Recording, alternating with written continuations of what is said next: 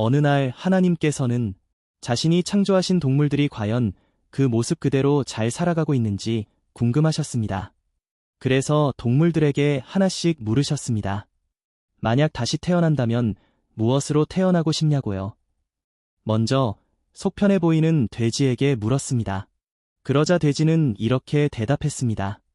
다시 태어난다면 저는 소가 되고 싶어요.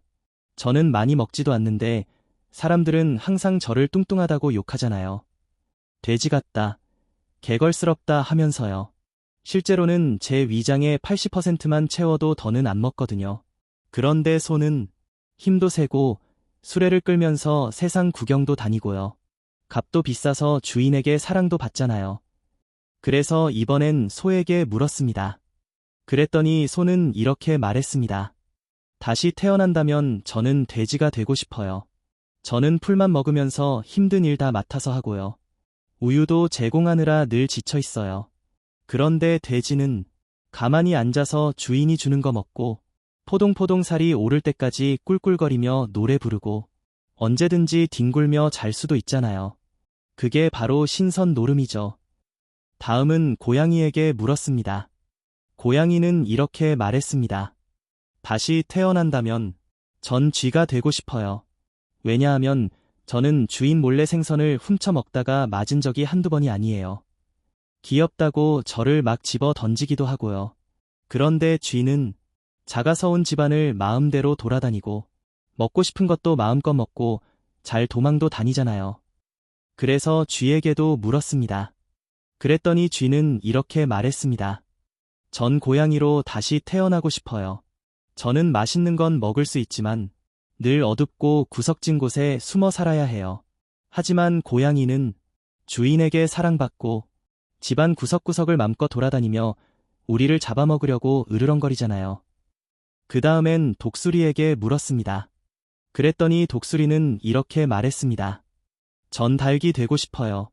닭은 배고프면 주인이 모이를 주고 졸리면 자고 닭장 문 열리면 마당에 나가 온갖 맛있는 걸 쪼아 먹잖아요. 심지어 알이라도 낳으면 주인에게 칭찬까지 받아요. 그런데 저는요, 365일 하늘을 떠돌며 노숙하고 비바람을 온몸으로 맞고 무거운 몸 때문에 늘 피곤해요. 사냥꾼까지 피해 다녀야 하고요. 너무 힘들어요. 그래서 이번엔 닭에게 물었습니다. 닭은 이렇게 대답했습니다. 전 독수리로 다시 태어나고 싶어요. 독수리는 저 높은 하늘을 자유롭게 날고 커다란 날개를 펴고 내려와 우리 같은 닭이나 토끼를 마음껏 잡아먹잖아요. 게다가 우리 안에 갇혀 살 필요도 없잖아요. 저는요, 매일 새벽마다 자다가 일어나서 알람처럼 울어야 해요. 그리고 매일 알을 낳고요. 언제 잡아먹힐지 몰라늘 전전긍긍이에요.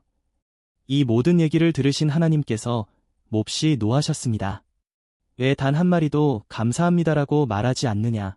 모두들 자기만 힘들다고 하면서 남의 어려움을 공감하려 하질 않는구나. 지금 나는 어떻게 살고 있습니까?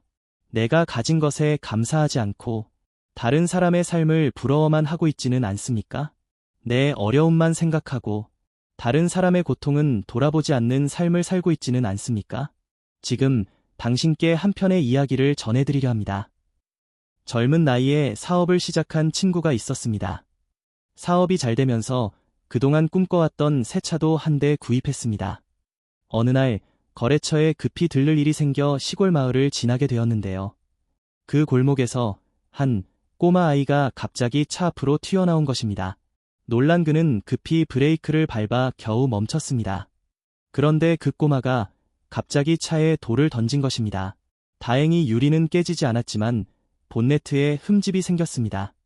화가 머리끝까지 난 그는 차문을 벌컥 열고 소리쳤습니다. 너, 뭐 하는 거야? 이 차가 얼마나 비싼지 알아? 그러자 꼬마는 눈에 눈물이 그렁그렁 맺힌 채로 골목 끝을 가리켰습니다. 그곳엔 할머님 한 분이 휠체어에서 떨어진 채 피를 흘리고 계셨습니다. 꼬마는 말했습니다. 할머니가 바람 쐬고 싶다고 하셔서 휠체어를 밀고 나왔는데 넘어지면서 할머니가 바닥에 떨어졌어요. 가족은 다 출타 중이고 도와달라고 손을 흔들었지만 차들은 그냥 다 지나갔어요. 그래서 어쩔 수 없이 정지시키려고 돌을 던졌어요. 그 얘기를 들은 젊은 친구는 가슴이 뭉클해졌습니다. 곧바로 꼬마와 함께 할머니를 차에 태우고 병원으로 모셔갔습니다. 꼬마의 부모님께 연락도 드렸고요. 다행히도 할머니는 머리를 조금 다쳤지만 큰 부상은 아니었습니다. 꼬마의 부모님은 감사 인사를 전하며 차 수리비와 함께 작은 수고비까지 주셨습니다. 그날 밤 그는 차를 수리하러 가는 길에 깊은 생각에 잠겼습니다. 나는 지금껏 사업에만 몰두하며 다른 사람의 상황이나 고통은 한 번도 생각해 본 적이 없었구나.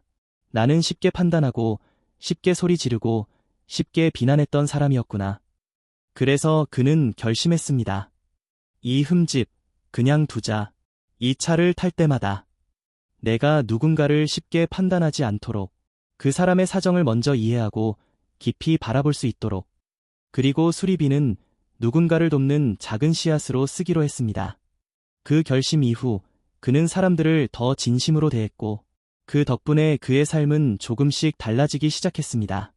그리고 어느새 그는 많은 사람들의 존경을 받는 사람이 되어 있었습니다.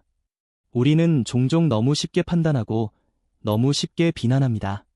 그 사람에게 어떤 아픔이 있는지, 어떤 상황이 있는지 들어보지도 않고 말입니다. 예수님께서는 가늠한 여인을 향해 죄 없는 자가 돌로 치라고 하셨습니다. 그리고 아무도 돌을 던지지 못했지요. 모두가 죄인이기 때문입니다. 예수님께서는 이렇게 말씀하셨습니다. 나도 너를 정죄하지 않는다. 요한복음 8장 11절. 그러니 우리도 누군가를 정죄하기보다 깊이 이해하고 위로하며 격려하는 사람이 되기를 바랍니다. 오늘도 하나님의 은혜 많이 받으시고 복된 하루 되시기를 기도합니다.